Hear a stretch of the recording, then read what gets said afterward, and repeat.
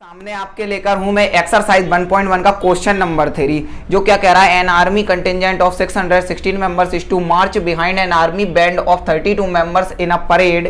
The two groups are to march in the same number of columns. What is the maximum number of columns in which they can मार्च।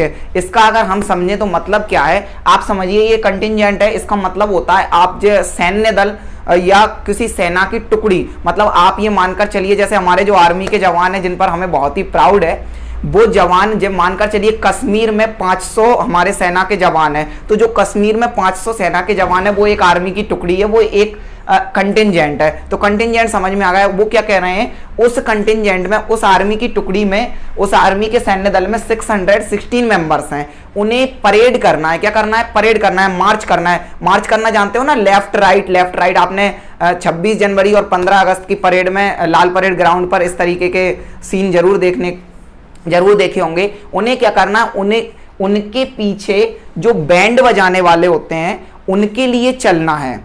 तो उनकी संख्या कितनी है? 32 members हैं। मतलब जो उनके पीछे, सेना के पीछे जो बैंड लेकर जाने वाले हैं वो मेंबर्स हैं 32 मेंबर्स। अब इनका कहना ये है कि उन्हें परेड करने में सेम कॉलम चाहिए। सेम कॉलम का मतलब ये है, आप समझने की कोशिश करिएगा। देखिए वैसे तो बहुत ईजी है कि इन दोनों नंबरों का हमारे लिए HCF लेना है और आंसर हमें मिल जाएगा, लेकिन कॉन्सेप्ट क्या है उसे समझाने के लिए मैं यहाँ हूँ। मैं किस लिए हूँ? कॉन्सेप्ट समझाने के लिए। आप समझिए, मानकर चलिए ये 616 नहीं होकर के केवल 6 मेंबर हैं। कितने मेंबर हैं? 6 मेंबर हैं।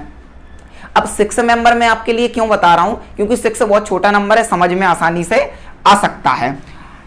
अब 6 मेंबर को अगर हमारे लिए अरेंज मानकर चलिए कि 2-2 में करना है, तो हम इस 2 के पीछे फिर 2 रखेंगे, 4 हो गए, और फिर हमने 2-2 किया तो ये 6 अरेंज हो गए।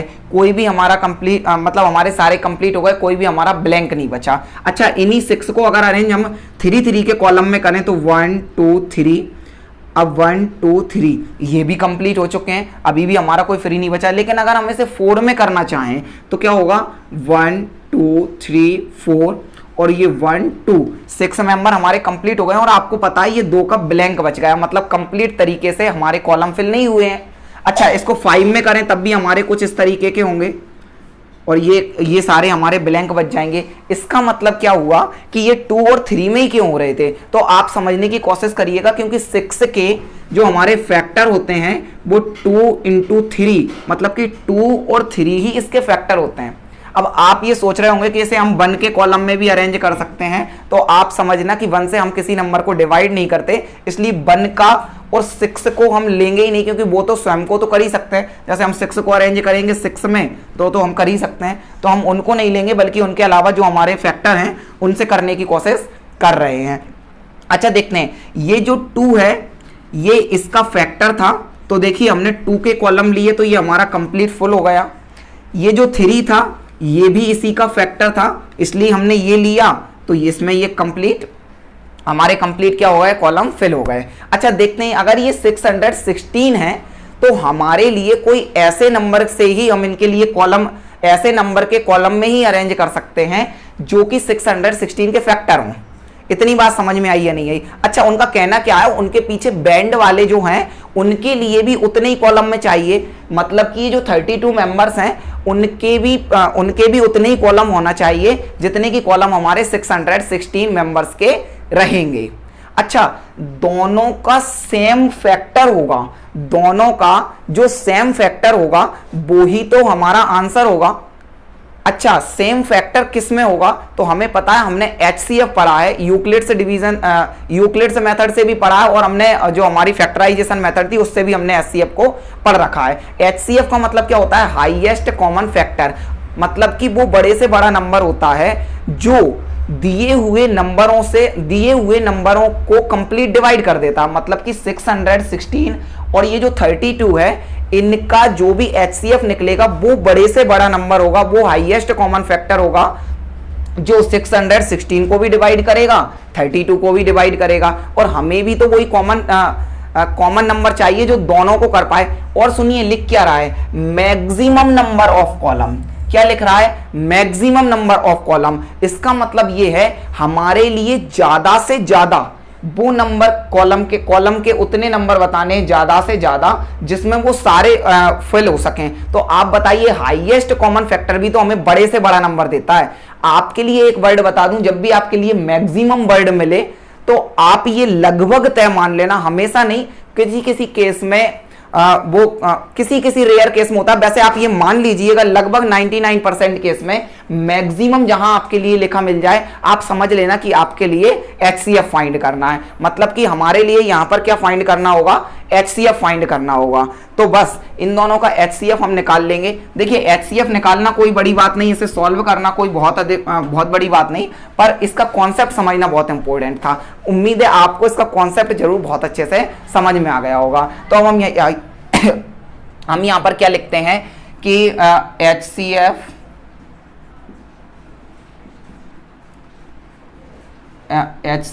Of 616 and 32 will give maximum number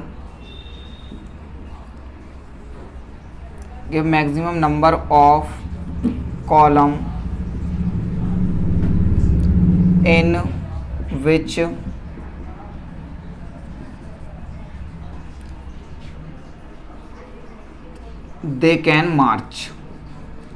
they can march, ये हमने लिख दिया कि जो भी नंबर होगा वो हमारा HCF होगा 616 और 32 का, जो हमें क्या देगा, मैक्सिमम नंबर ऑफ कॉलम देगा जिसमें वो मार्च कर सकते हैं। अच्छा, HCF हम किसकी मदद से निकाल सकते हैं, तो हम लिख सकते हैं कि वी कैन यूज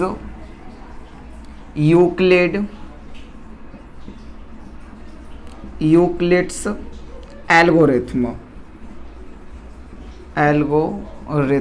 अच्छा, ये यूक्लिड्स एल्गोरिथम की ऑलरेडी भी मैं वीडियो अपलोड कर चुका हूं। अगर आप सीधे इस चैनल पर आए हैं, वीडियो आपने एक्सरसाइज 1.1 का इंट्रोडक्शन नहीं देखा, क्वेश्चन नंबर 1 2 वाली आपने वीडियो नहीं देखी, तो आपको हो सकता है इसमें थोड़ी सी प्रॉब्लम आ जाए, क्योंकि वहां पर मैंने यूक्लिड्स एल्गोरिथम को और भी जो आपका इंट्रोडक्शन से जो मैंने स्टार्ट किया हुआ है वो बहुत ही बारीकी से समझाया है। तो उसके लिए आपको इस वीडियो के डिस्क्रिप्शन में भी लिंक मिल जाएगा और आप चैनल पर विजिट करके भी उन वीडियो को देख सकते हैं। तो यूक्लिड्स एल्गोरिथम, अच्छा ये कहते क्या है कि A equal to BQ plus R। अच्छा है, यहां पर A क्या होता है तो मैं पहले ही उधर बता चुका हूं कि ये डिविडेंट होता है, B हमारा डिवीजर होता है, जबकि ये कोशिएंट होता है। मतलब डिवीजर और कोशिएंट को मल्टीप्लाई करके अगर उसमें R मतलब रिमाइंडर ऐड करें तो हमारे लिए जो मिलता है वो हमारा किसके इक्वल होता है, वो हमारा डिविडेंड के इक्वल होता है। अच्छा, इसकी मदद से करते समय हमें क्या याद रखना होता है कि जिन भी दो नंबरों का HCF निकालते हैं उसमें से बड़े वाला नंबर, जो भी बड़ा वाला नंबर होता है उसे हम एक ही जगह पर पुट करते हैं, जो एक ही वैल्यू है। जैसे हमने यहाँ पर 616 पुट किया और नेक्स्ट क्या है 32। अच्छा, ये 32 है ना, इसके लिए हम B की जगह पर पुट करेंगे और Q से इसका मल्टीप्लाई हो रहा है तो इसे ब्लैंक कर देंगे, क्योंकि Q की वैल्यू अभी तक हमें पता नहीं और R की वैल्यू भी पता नहीं, इसलिए हमने इसे भी क्या कर दिया, ब्लैंक कर दिया। इस चीज़ को बहुत ही बारीकी से बताया है पिछली वीडियो में जहाँ पर मैंने यूक्लिड्स एल्गोरिथम को समझाया है, तो आप प्लीज़ वहाँ पर इसे जरूर देखिएगा, क्योंकि यहाँ पर मैं इसको थोड़ा सा शॉर्ट में बता रहा हूँ, आप यहाँ पर भी समझ सकते हैं। अच्छा, ये देखिए इसे सॉल्व कैसे करेंगे, इनके ब्लैंक फिल कैसे करेंगे। तो ये जो B की वैल्यू है उसके लिए हम रखेंगे बाहर, इस तरीके से डिवाइड करना है नॉर्मल, और ये जो 616 है उसके लिए हम अंदर रखेंगे, कहाँ पर, डिविडेंड के प्लेस पर। अच्छा, इसका टेबल पढ़ेंगे तो जो नॉर्मल हम भाग करते हैं, नॉर्मल डिवाइड करते हैं, उसी की तरह हम करेंगे कि 32 बन जा 32।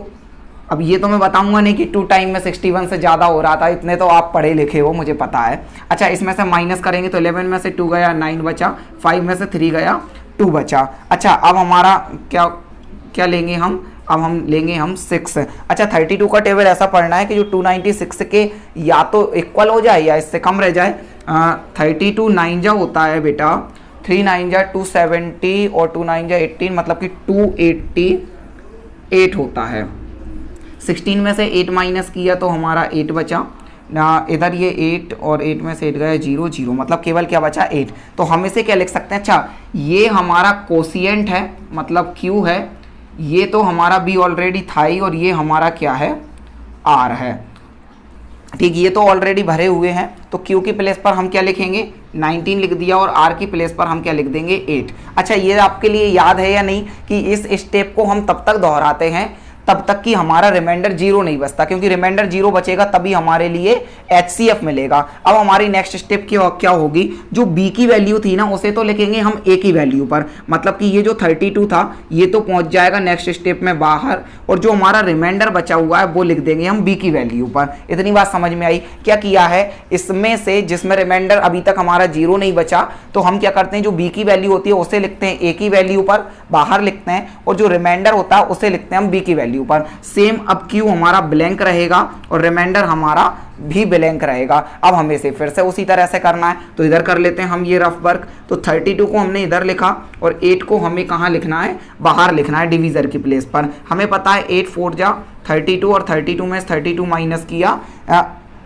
कुछ नहीं बचा, 0 रिमाइंडर बचा। अच्छा, 4 तो हो जाएगा हमारा यहाँ, और यहाँ कुछ नहीं बचा मतलब 0 है। और हमारा यूक्लिड से डिवीजन, जो यूक्लिड से एल्गोरिथम होती है उसका सॉल्यूशन हम वहीं तक करते हैं जब तक कि हमारे लिए रिमाइंडर 0 नहीं बचता। जैसे ही रिमाइंडर 0 बच जाए समझ जाइएगा कि हम मंजिल को पा चुके हैं। तो समझिए जिस भी स्टेप में हमें रिमाइंडर 0 मिले, मैं क्या कह रहा हूं ध्यान से सुनिएगा, कि जिस भी स्टेप में हमें 0 मिले उसी स्टेप की जो B पर वैल्यू होती है वही हमारा HCF होता है। तो हम लिख क्या सकते हैं यहाँ पर, therefore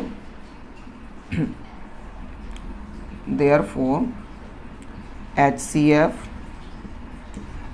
किसका 32। अच्छा, इसके लिए हम रफ कर लेते हैं, 32 and 616 इज 8। क्या है हमारा HCF 8 है। तो हम यहाँ पर लास्ट लाइन क्या लिख सकते हैं कि दे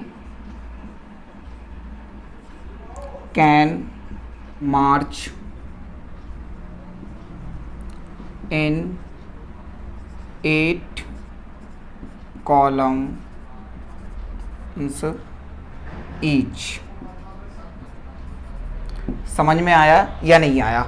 कॉलम्स, सॉरी यहाँ पर एस लगाना है आपके लिए, समझिए। तो हमने वो नंबर फाइंड कर दिया है जो हमारे लिए, जो हमारे इस कंटिंजेंट में 616 मेंबर्स और 32 जो हमारे बैंड वाले मेंबर्स थे उनके लिए सेम कॉलम में वो अपना मार्च कर सकें किसी परेड में। तो किस तरीके से मैंने पूरा कॉन्सेप्ट बता दिया। अगर वीडियो पसंद आई हो तो वीडियो को लाइक करना, चैनल को सब्सक्राइब करके बेल आइकन के ऑल पर प्रेस करना, अपने सभी दोस्तों तक इस वीडियो को शेयर करना। जाते जाते ईश्वर से बस इतनी सी प्रार्थना है कि वो आपको ऐसे मुकाम तक पहुँचाएँ जिस मुकाम पर वो स्वयं आपको देखना चाहते हों। जय हिंद, जय भारत।